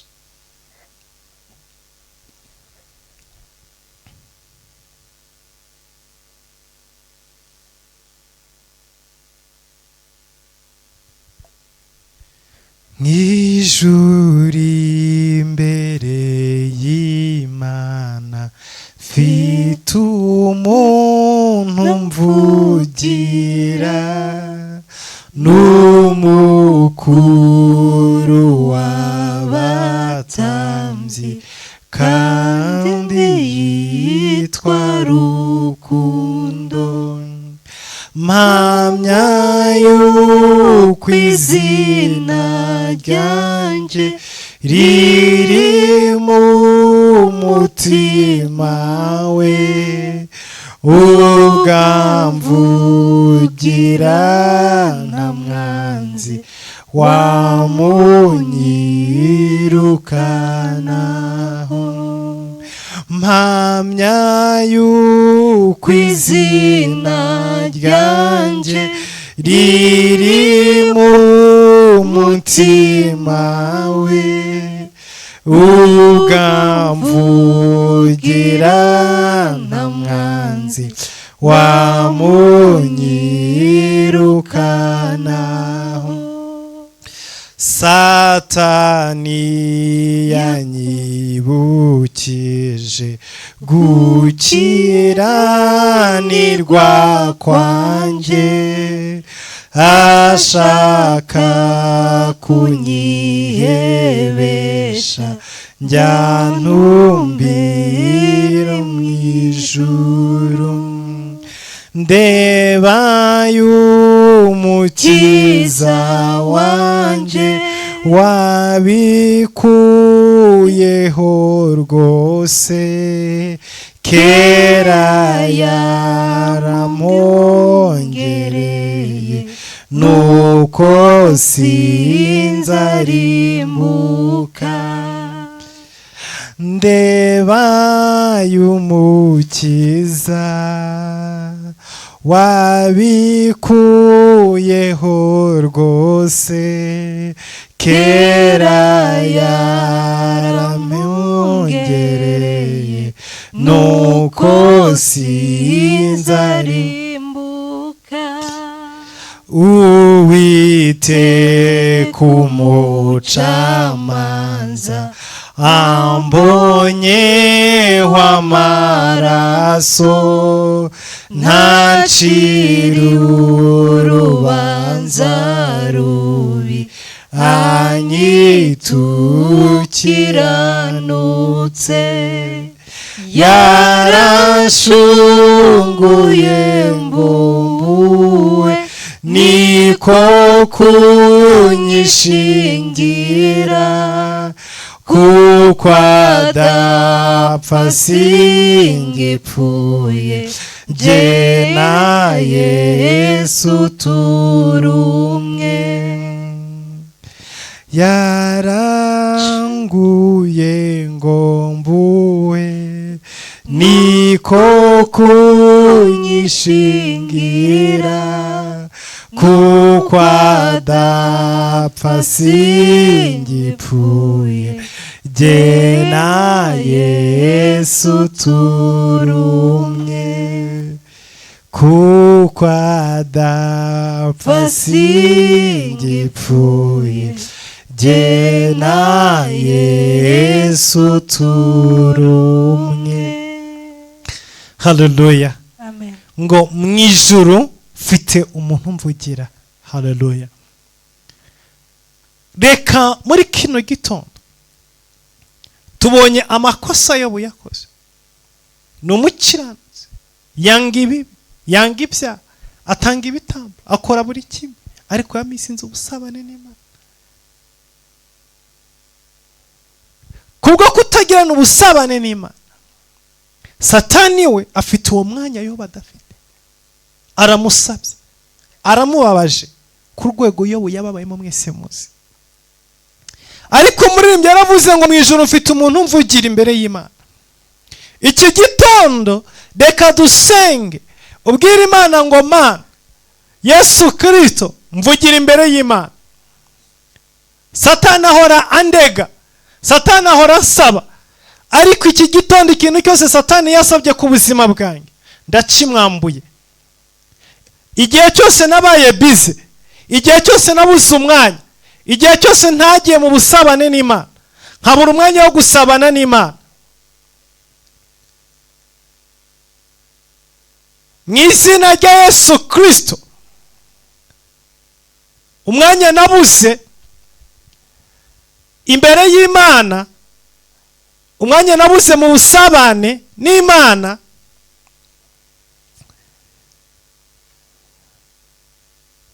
Satani akajya imbere y'Imana agasaba ibyanjye, agasaba urugo rwanjye, agasaba amafaranga yanjye, agasaba umugisha wanjye, agasaba umuhamagaro wanjye.